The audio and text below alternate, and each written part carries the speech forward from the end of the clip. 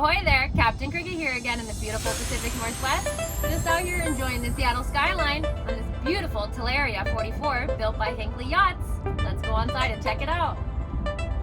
So one of the most signature things about Hinckley's is the bow flare. So you'll notice it'll bow out like that, and then as you transition to the back of the boat, it'll become a barrel back transom. So we'll notice back here, as you come back, it'll round out more. This is also known as a tumble home, this shape of the hull.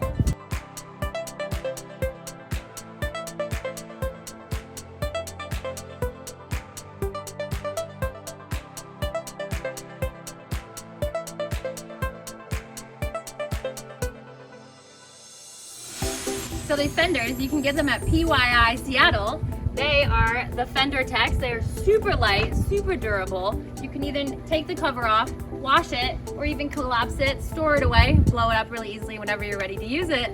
So another really cool thing about Hinckley's is they are built about very durable and being very light. So they have Kevlar on the outside, and then they have carbon fiber on the inside with some fiberglass as well. So the Kevlar, if anything hits your boat or anything, it's very good for structure and will keep the boat together. And the fiberglass keeps the boat strong and sturdy on the inside.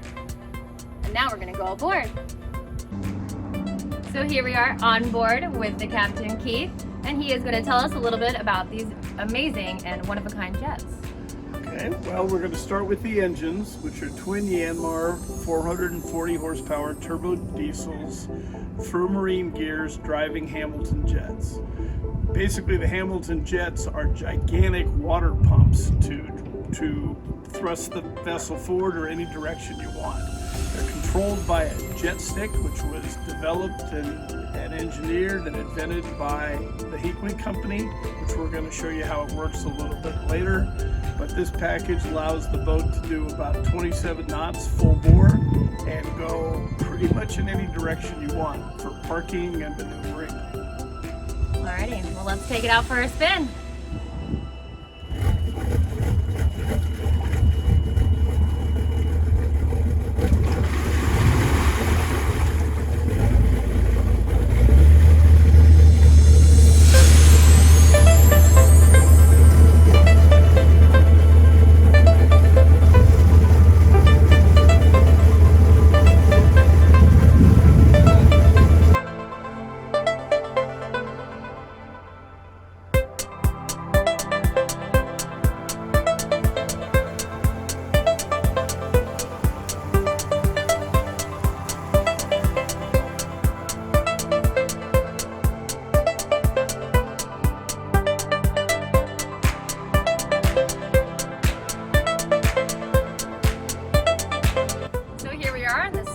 Of the Hinckley 44. As you can see, it has beautiful seating, beautiful open spaces, panoramic views of the beautiful Seattle. As you come forward, you have a beautiful table. It can fit about 4 people very easily down here. And then you have your co-pilot chair, your captain's chair, the most important chair on the vessel. And then it goes back around to more seating behind you.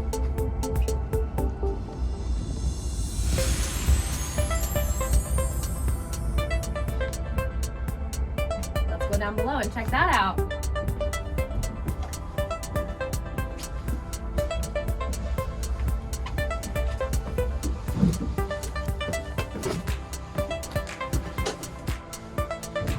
So here we are downstairs. It has a beautiful kitchen area and a beautiful sitting area as well. You have your sinks, your 3-stove burner, your oven, your cooler, and your freezer. And then go down here, as he says, it sleeps 2, eats 4, and drinks 6. So then we're going to come forward. There's a sink and a bathroom, and then there's a shower on this side.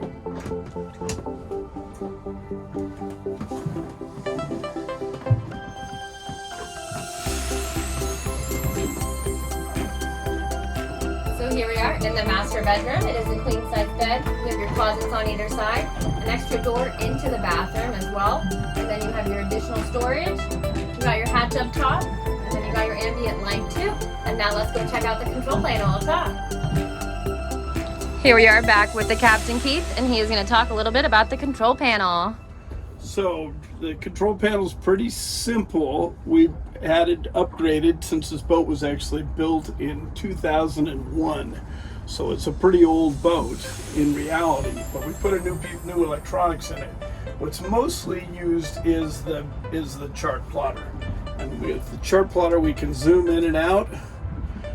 This is always the boat, and Elliott Bay Marina and the other boats. You can zoom all the way out to get an idea what Seattle looks like. So we're off downtown Seattle, and we can come all the way back in with the controls down to exactly in this little area where we are. This boat here has AIS, automatic identification system, so that we can see that boat, which is going right out there by us right now. So we see it on the plotter and we see it in reality. There's lots of modes on this. That's the chart mode. Then we have a traditional depth sounder mode, so we know how deep it is, and there's what the bottom looks like. We have the autopilot mode for controlling the boat. We have a chart plotter and radar overlay so that there's a radar system on the boat. Again, we have a radar system. We also have a FLIR camera, which is an infrared camera system that I can show you the different places around. Here's the bow of the boat because of the temperature, and we can slew it all over the place. And so at night this would look exactly the same as it does right now. That way, if you wanted to run at night, you can see buoys, you can see other boats. So that's an infrared camera. We also have wind, which talks about it, what there's the wind instruments on the boat, what the wind's doing, what direction, what are the averages.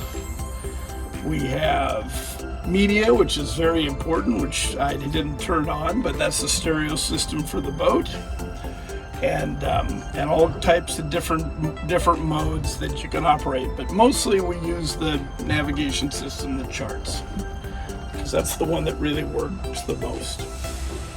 So we have engine temperatures, we have engine oil pressures, we have fuel, we have trim tabs, we have throttles. We have extra instruments showing where we are and the speed of the boat and the depth. And then of course a radio and an autopilot, generator, and again the jet stick, which is how we control the vessel. And so you're just with the jets, all you're doing is directing water. Okay? You have 3 modes. Docking, and with docking, the jets are in neutral, so the water's going half forward and half back. And then we can make the boat go backwards, the boat will go backwards. Okay, so now if I want to go over there, I turn the stern, thrust the stern that way, and thrust the bow that way. Just like that. So then we're going to put it in power steering. In power steering, now when I put it forward, I'm just in forward, and I steer the boat with the jet stick, with the little Hinckley on there, because they invented it. And then the third mode is, as I said, is the helm mode, and everything's the same except for now I'm steering with the steering wheel.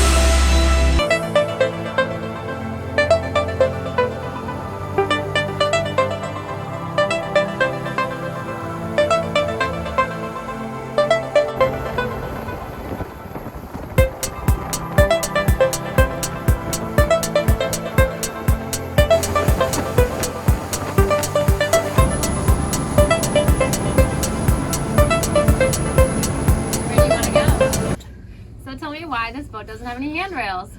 My ego. Okay. Absolutely 100% my ego. Is it smart? No. Is it safe? No. Does it make the boat look a whole lot better? Yes. So I met this great gal, and she really had pretty good boat sense, and we were going to go for an afternoon cruise and head over to Bremerton and have lunch on the deck and enjoy ourselves. And so as we're heading out past the gas dock here inside the marina, she walked forward to get the bow bumper and the dock line off. And I was really pretty impressed. She knew exactly what she was doing, but as she walked by the pilot house with the line and the bumper, I might have accelerated a little bit, thinking that we were going a little bit slow. And then I noticed that maybe I was going a little bit fast. And so I decided to slow down. And when I slowed down, the engines were quieter. And I heard this, Keith! And I looked back, and 50 yards behind the boat, she's floating on a bumper. Oh my gosh. And yeah, we backed up, picked her up, rescued the bumper, rescued her, and then we had to make a decision. And I said, we've got a shower and I've got pajamas. So either we go back to the dock or you can have a shower in my pajamas. And we had a wonderful dinner on the deck in Bremerton, and I still don't have lifelines on my boat, and I'm never going to. At least it was a great bonding experience, though. A great first date. Something like that. It's, yeah, fashion is very important when you own a Hinckley. Let there be no doubt about that. That's true. Well, there is a Hinckley Club, isn't there? There is a Hinckley Club. I'm not sure they'll take me, but I'm willing to apply.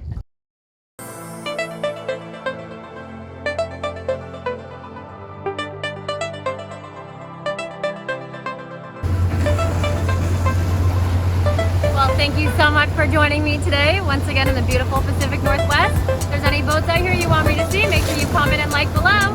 Thanks again.